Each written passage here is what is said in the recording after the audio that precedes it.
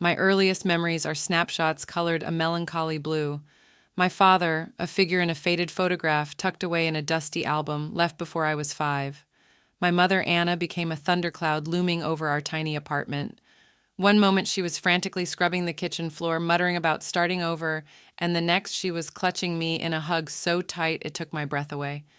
Those suffocating hugs, though infrequent, were the only manifestations of my affection. Mostly, I was a small shadow that followed her. She fluttered around the apartment, a look of worry written on her face that seemed to have a life of its own.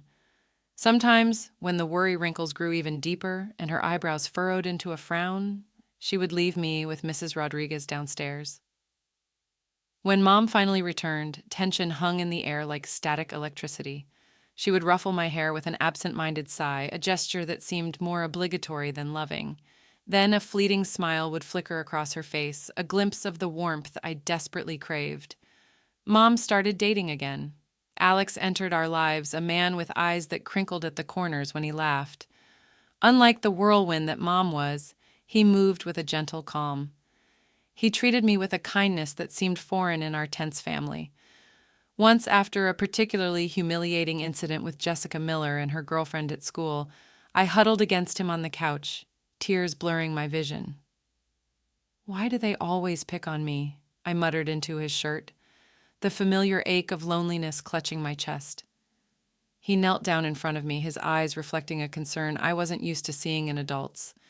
"They're bullying you because they're not sure of themselves," he said softly, wiping away a tear. "They want to feel strong by making others feel small." His words were a balm to my wounded spirit. In that moment, hope sparked in me. Maybe things were starting to get better, but hope in my world was a fragile butterfly, easily crushed.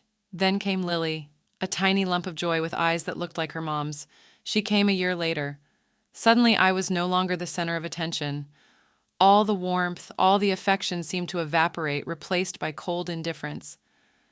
My mother's attention turned entirely to Lily, leaving me alone to navigate the confusing world of childhood. 14 years old, awkward braces, a permanent halo of curly hair around my head, and a Texas-sized knot of insecurity tightening in my gut.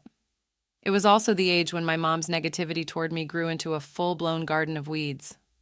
Take picture day at school. Mom took time off work to fiddle with Lily's pigtails and pick out the perfect sparkly dress. When it was my turn, she went through my closet with a sigh. There's nothing decent in here," she muttered. Of course, when picture day came, Lily looked like a little princess, and I looked like a wrinkled dandelion compared to her sunflower. My mom cooed over Lily's picture, but she only gave mine a quick glance and snorted disdainfully. Alex, bless his good heart, tried to be a positive voice in my life. Sometimes he'd take me shopping, helping me pick out clothes that actually fit and liked me. One day, after a particularly frustrating day with Mom, I found myself cuddled up to him, needing comfort. "Daddy," the word came out before I could stop him. He froze, and then a pained expression appeared on his face. Mom appeared in the doorway, her eyes blazing. "You have one father, Elena," she hissed, venom in her voice, "and believe me, he deserves you." Her words pierced like a slap. Alex, sensing the tension, ruffled my hair awkwardly. "Look, it's okay," he murmured. "It's not okay," I choked out, tears welling up in my eyes. Lily, who had been watching the whole scene unfold with a smug expression, suddenly piped up. "Elena's been bad again, Daddy. She took my candy without asking." 16. The land of first crushes, awkward dances, and a constant knot of nerves in my stomach. Dating, however, was a minefield in my house. Mom had a knack for sabotaging any potential romance before it even sprouted legs. Take Mark, for example. Tall, funny, and with a smile that could melt glaciers, he was everything a teenage girl could dream of. After weeks of nervous texts and stolen glances, I finally gathered the courage to ask him out. He said yes. Excitement bubbled in my chest, a feeling quickly replaced with dread at the thought of him meeting Mom. The night of our date, Mom went into overdrive. She fussed over Lily's bedtime story, making sure it stretched on for an eternity. When Mark finally arrived, looking nervous but sweet, Mom greeted him with a smile that didn't reach her eyes. "Elena never cleans her room," she announced casually, as if discussing the weather. "You might find socks and pizza boxes under that mountain of clothes." My cheeks burned like they were on fire.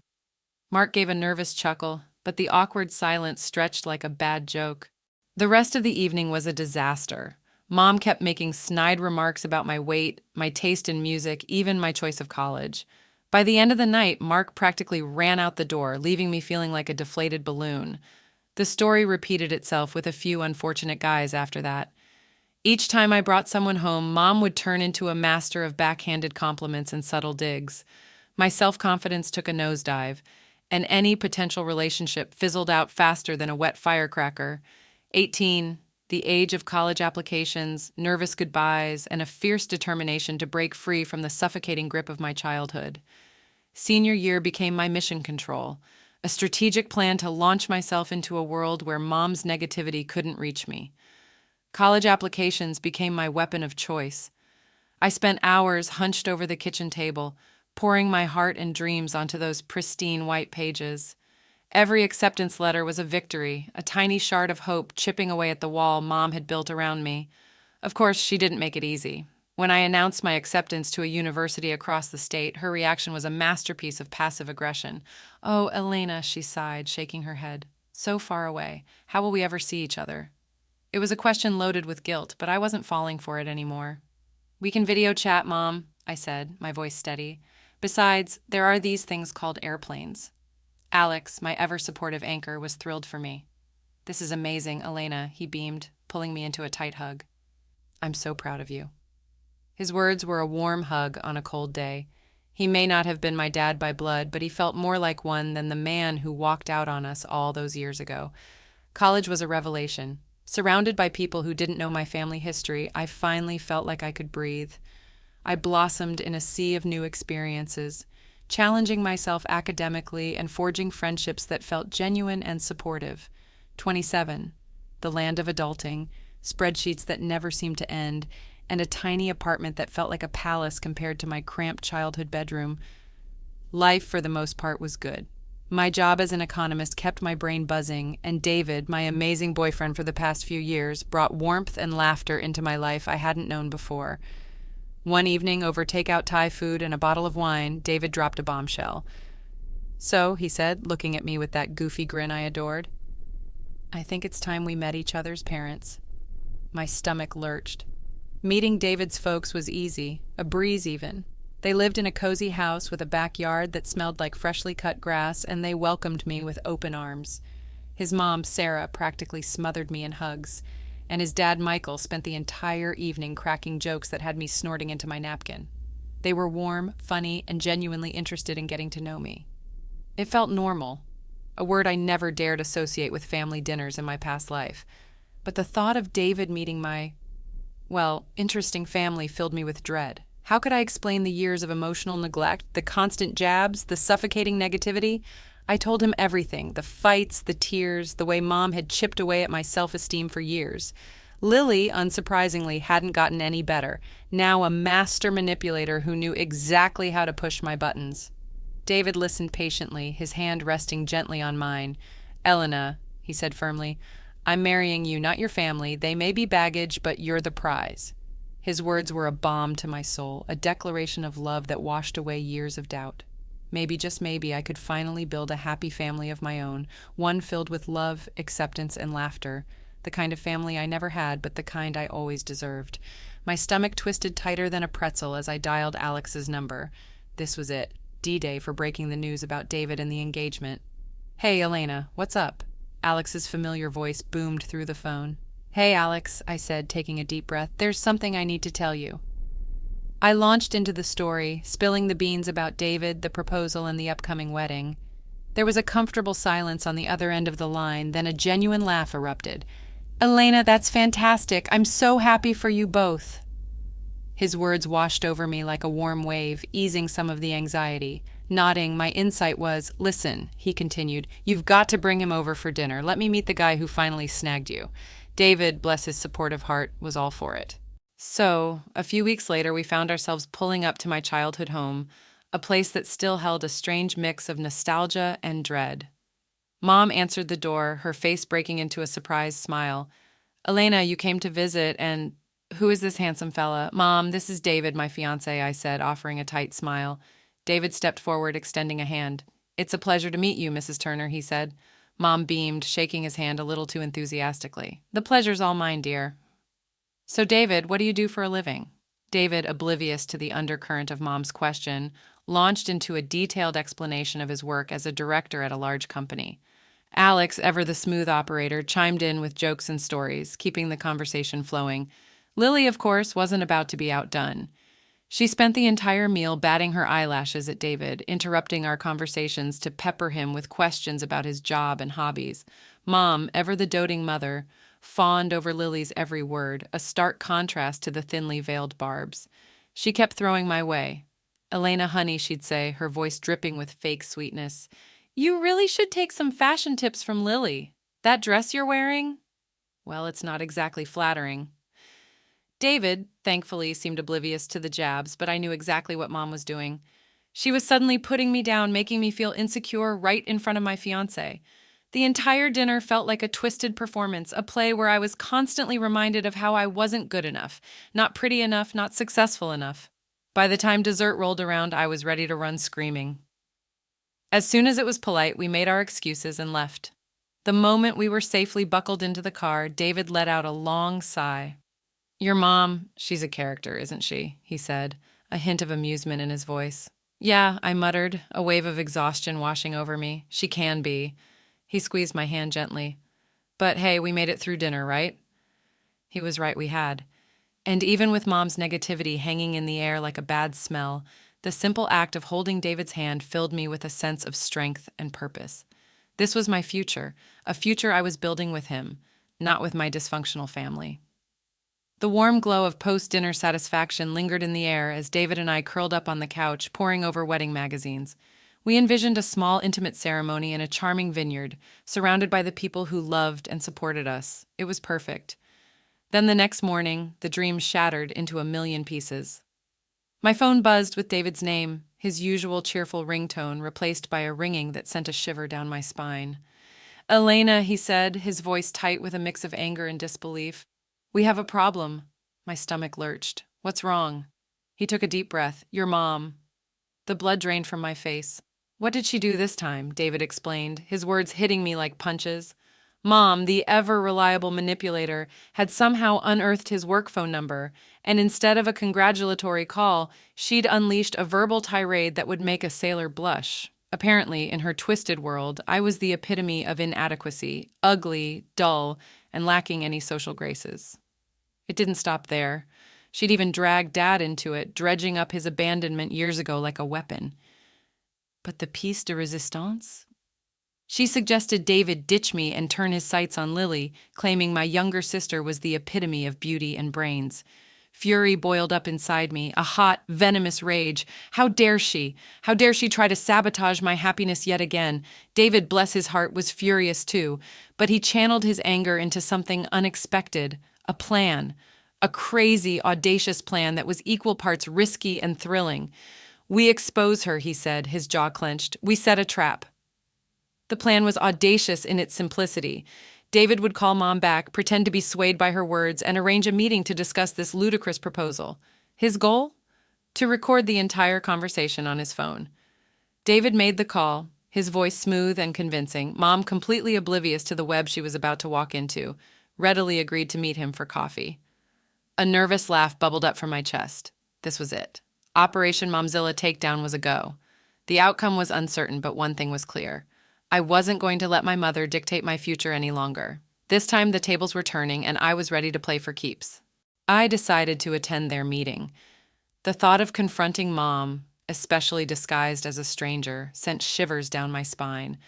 But the anger simmering inside me, the anger at her constant negativity and her attempt to sabotage my happiness, was a powerful motivator.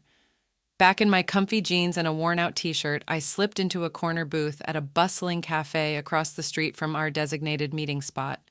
Thick black glasses perched on my nose completed the disguise, transforming me into a nondescript observer.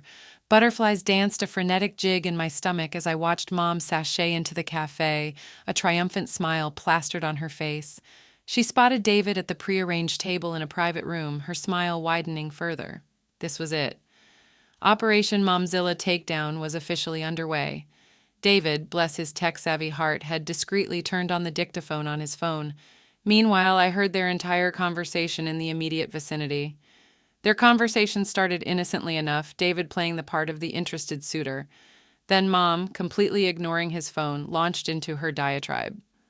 You know, David, she began, leaning in conspiratorially, between you and me, Elena just isn't wife material. My blood ran cold. The woman who was supposed to be my mother, the woman who was supposed to love and support me, was bad-mouthing me to a complete stranger. She's, well, a bit simple, Mom continued, her voice laced with fake sympathy.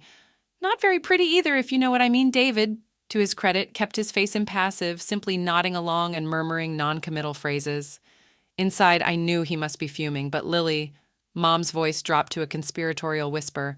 Now that's a girl with potential. Smart, beautiful, knows how to handle herself in society, the audacity of it all. Lily, with her airhead personality and complete lack of work ethic, was apparently the epitome of elegance and intelligence, according to Mom.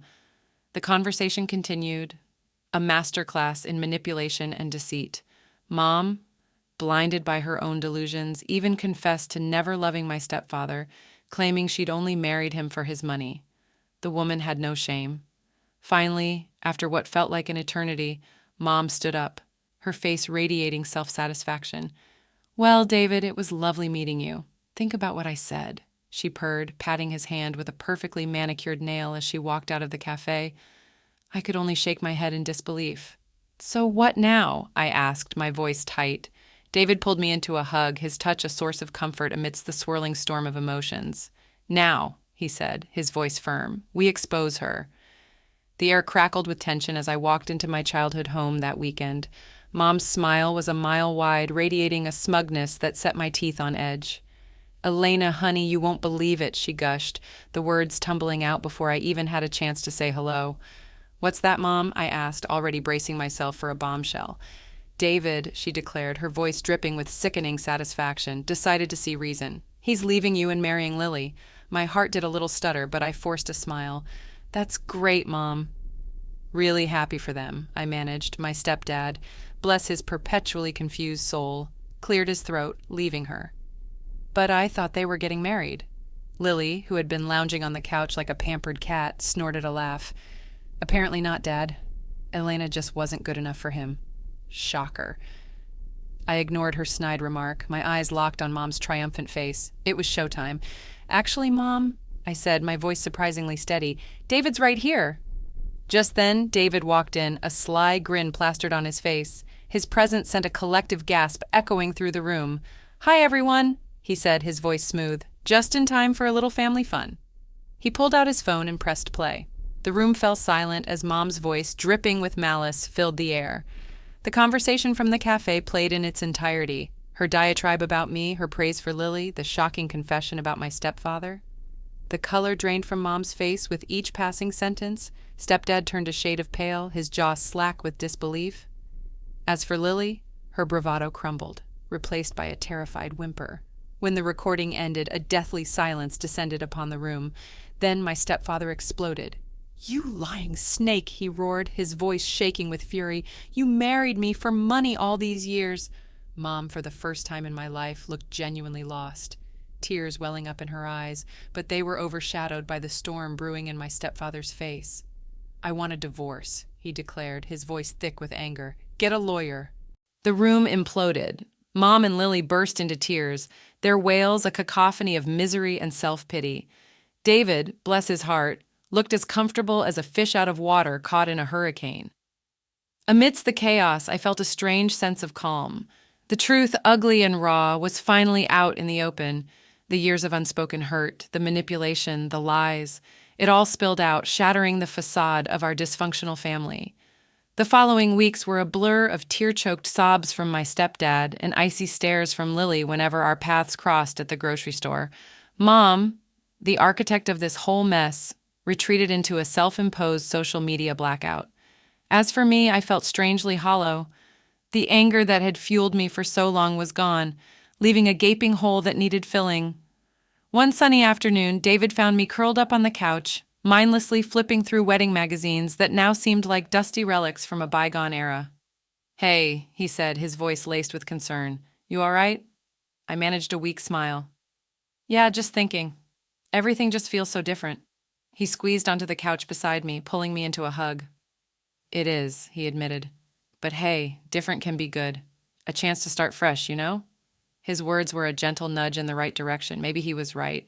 Maybe the mom-shaped void in my life could be filled with something new, something exciting. A spark ignited in my chest. So, I said, a mischievous glint in my eyes, what do you say we do something crazy? David's eyebrows shot up. Crazy like what? How about a road trip? I suggested, a grin spreading across my face. Just us, a map, and the open road. No expectations, no timelines, just pure adventure. You had me at road trip, he declared. And so our plans took a sharp turn. The meticulously planned vineyard ceremony morphed into a spontaneous cross-country adventure. We packed a beat-up camper van with essentials, copious snacks, a killer playlist, and a well-worn copy of On the Road, and hit the road with no destination in mind, only the promise of new experiences and shared memories. Fast forward a year, and David and I were standing at the altar, exchanging vows under a canopy of fragrant flowers. It wasn't the elaborate ceremony I'd once envisioned, but it was perfect. Instead of a disapproving mother, my stepdad, recently divorced and estranged from Lily, walked me down the aisle. The tears in his eyes were a mixture of pride and regret, and as he squeezed my hand, he muttered, "You know, kiddo, I always knew you'd find your happily ever after." Life after the wedding settled into a comfortable rhythm. David and I built a life together filled with laughter, love, and the occasional road trip adventure. My stepdad became a regular visitor, regaling us with stories from his travels and dropping not-so-subtle hints about wanting to be a grandpa. With a laugh, I'd reply, "Don't worry, you'll be the best grandpa ever."